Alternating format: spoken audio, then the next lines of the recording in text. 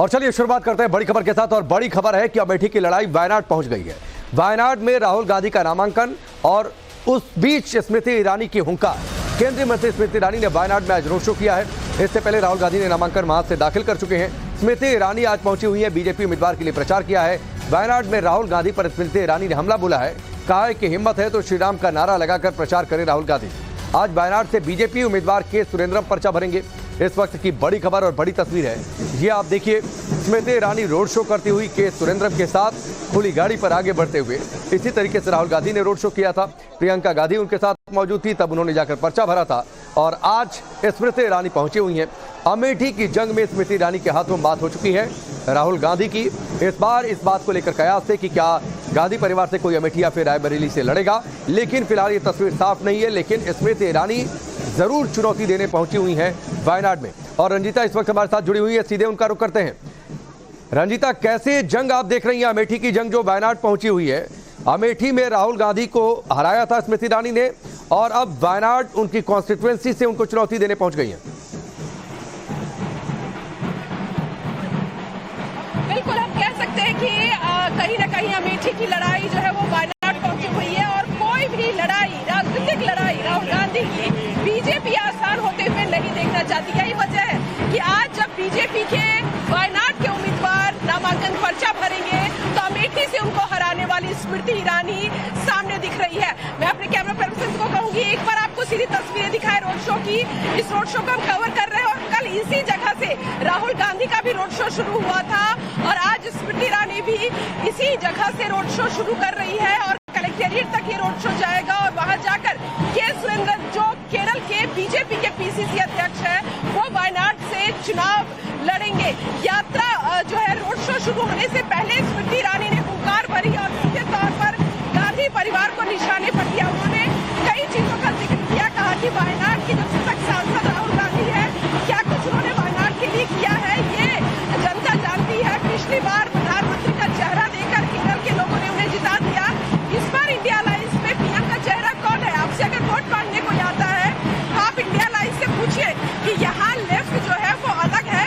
और देश में जब दिल्ली की राजनीति करते हैं तो फिर लेफ्ट के साथ आप हगिंग करते हैं और यहाँ जो है बेगिंग चल रहा है। तो ये स्मृति ईरानी का तंज था। रंजीता, एक चीज और, हमने स्क्रीन पर राहुल गांधी की भी तस्वीरें रखी हैं जो कल उन्होंने रोड शो किया था और उसके बाद नामांकन उन्होंने दाखिल किया था। बीचों बीच आप जहां पर मौजूद है वहां की तस्वीर है, स्मृति ईरानी की भी तस्वीर है। अमेठी में गांधी परिवार से कोई चुनाव लड़ेगा नहीं लड़ेगा ये तस्वीर अभी तक साफ नहीं है, सस्पेंस है, बहुत तरीके की खबरें आ रही हैं। लेकिन ये जरूर हो गया है कि अमेठी में जिन स्मृति ईरानी ने राहुल गांधी को हराया था वो वायनाड पहुंच गई हैं।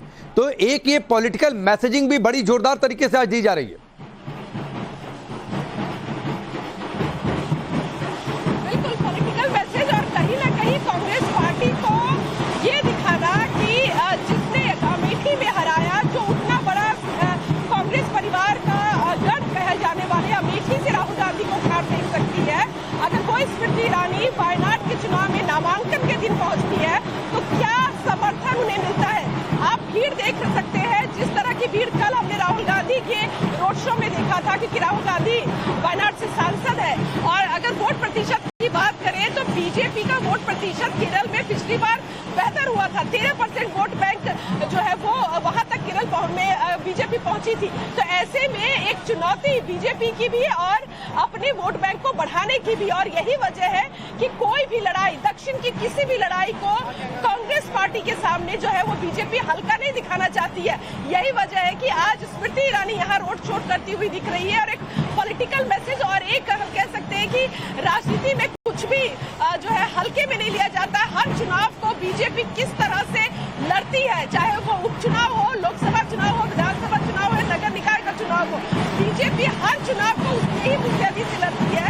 इस बात का हम कह सकते हैं कि आज प्रत्यक्ष तस्वीर इस रोड शो के जरिए हम समझ सकते हैं कि एक मानसिक तौर पर भी एक दबाव की राजनीति बीजेपी वायनाड में कांग्रेस पार्टी के सामने दिखाना चाहती है। और स्मृति ईरानी के आज के भाषण में भी इस बात का जिक्र था कि 50 साल में जो कहा जा रहा था कि अमेठी रायबरेली से कोई जीत नहीं सकता गांधी परिवार के सामने, वहां बीजेपी की एक कार्यकर्ता होने के नाते मैंने वहां गांधी परिवार के उस साम्राज्य को खत्म किया है।